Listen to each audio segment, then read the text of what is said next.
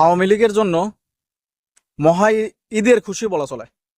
কারণ এরকম সুসংবাদ এরকম একটা রাষ্ট্রে পক্ষ থেকে যে আসবে এটা আওয়ামী লীগ হয়তো কখনো বিশ্বাসই করে নাই, আর অন্য অন্য দলের নেতারা হয়তো স্বপ্ন দেখতেছে।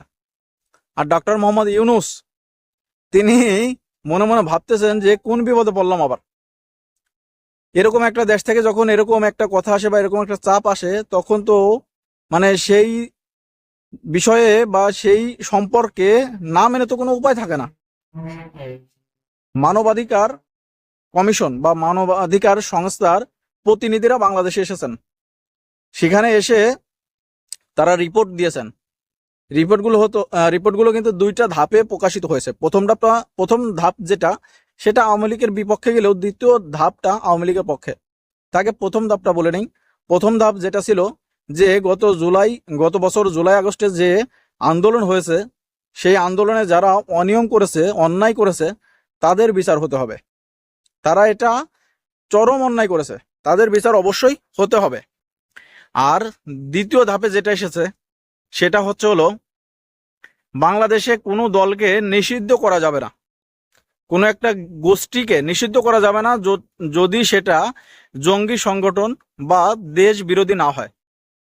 আমি আপনাদের বোঝাইতে পারছি? যদি সেটা জঙ্গি সংগঠন কিংবা দেশ বিরোধী না হয়। কিন্তু আওয়ামী লীগ তো দেশ বিরোধী না, আওয়ামী লীগ তো জঙ্গি সংগঠন না, এটা তারা বলেছেন। হয়তো আওয়ামী লীগের যারা নেতাকর্মী আছে তারা যদি অন্যায় করে থাকে, অবিচার করে থাকে, অনিয়ম করে থাকে, তাদের বিচার হবে। আওয়ামী লীগ কিন্তু নির্দিষ্ট একটা ব্যক্তির নামে না, আওয়ামী লীগ একটা দেশের রাজনৈতিক দল। সেটা নিষিদ্ধ করতে হলে যত লোক আওয়ামী লীগকে ভোট দেয়, আওয়ামী লীগের মার্কায় ভোট দেয়, তাদের সবাইকে নিষিদ্ধ করতে হবে। আর তাদের সবাইকে যদি নিষিদ্ধ করা হয়, তাহলে বাংলাদেশের অনেক বড় একটা অংশ বাদ পড়ে যাবে। সেটা কখনোই সুষ্ঠু নির্বাচন হবে না। কারণ যারা আওয়ামী লীগের সমর্থক আছেন, ভোটার আছেন, তারা কোথায় যাবে? তারা কাকে ভোট দেবে? তাদেরকে তো আপনি নিষিদ্ধ করতে পারবেন না। এই কারণে কোনো একটা জাতি, কোনো একটা গোষ্ঠীকে বাহিরে রেখে নির্বাচন হবে না। আর নির্বাচনকালীন যে সরকার থাকবে তাকে নিরপেক্ষ থাকতে হবে।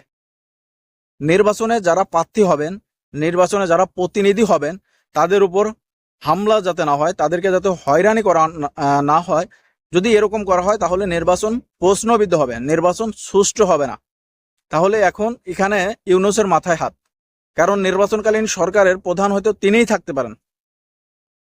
নির্বাচন কমিশন তো অবশ্যই থাকবেন। নির্বাচনকালীন সরকারের প্রধান বলতে কেয়ারটেকার সরকার যেটাকে বলা হয়, সেটা হয়তো তিনিই থাকতে পারেন।